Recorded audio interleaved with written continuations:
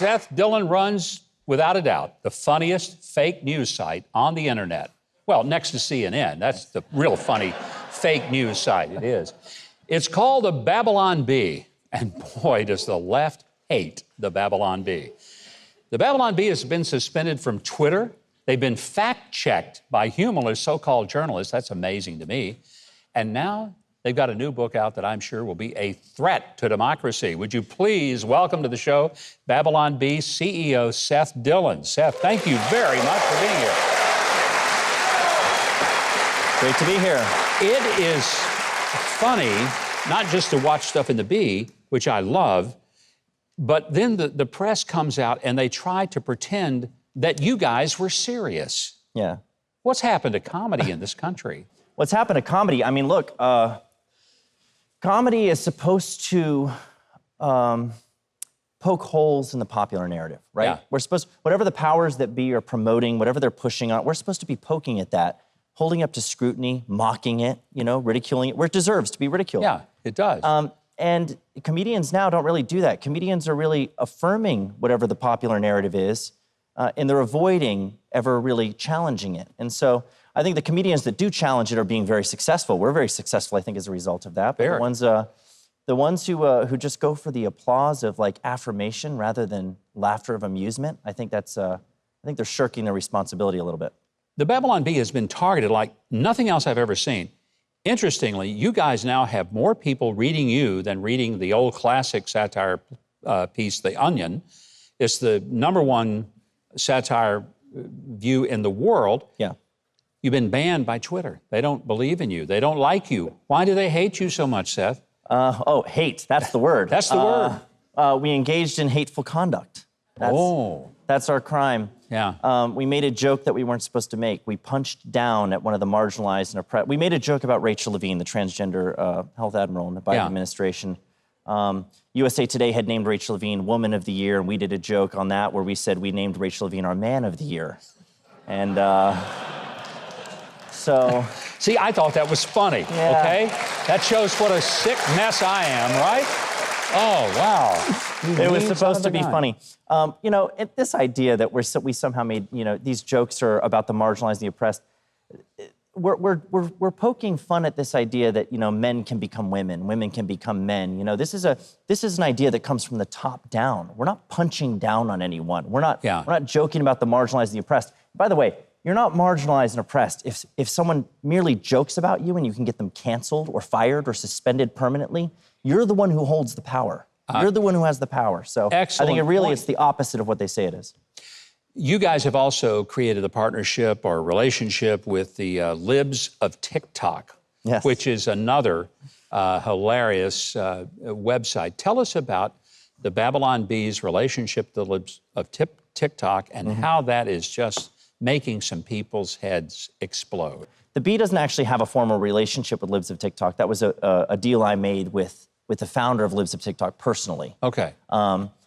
Sometimes there's confusion there just because, you know, I run the Bee, and so people think whatever I do, but it was a personal thing that I did. The Babylon Bee doesn't technically have a relationship there, but we're both kind of serving the same goal of exposing kind of the absurdity, the hypocrisy, the insanity of what's going on. There's an all-out assault right now on truth and rationality. And like you said, comedy is supposed to have like an element of truth to it. You know, the Bee is speaking the truth with comedy. That's what we're trying to do, is tell the truth with our humor. You know, satire rides on the back of the truth.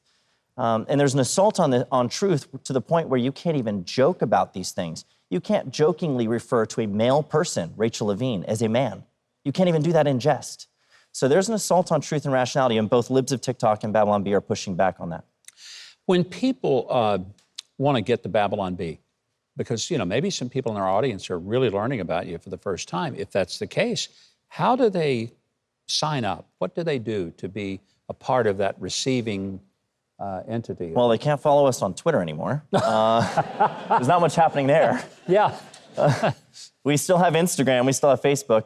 Honestly, you know, a great way is if you go to our website, babylonbee.com, get on our newsletter list, because then, you know, with the big tech platforms, they control how much of your audience you reach. Yeah. And Facebook throttles us like crazy. We have people all the time tell us that they don't see our articles anymore on there. So following us on there is almost worthless. Get on the email list, and then we can send you our content. Now, a big court case came down this week, Friday of this week, from Texas and a federal judge there. Landmark case, big deal. What happened? Well, I've only just become familiar with this recently, so I don't know a lot about it. But yeah, there's House Bill 20 in Texas, which had passed through the legislature, and it was enjoined by a judge.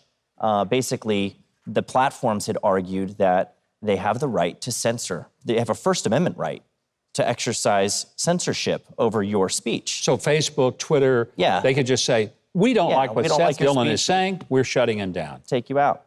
Well, that was appealed, and the Fifth Circuit Appeals Court threw out that ruling and said there is no hidden right to muzzle and censor other people's speech in the First Amendment. The First Amendment protects your free speech.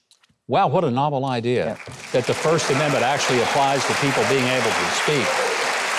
You have a guide. We need more wins like that, by the way. We Need more definitely wins do. like that. You guys are doing something for the midterms called the Babylon Bee's Guide to Democracy. What's that about? How do we get it? Our newest book. So we have a series of books we're putting out. The last one we did was The Guide to Wokeness.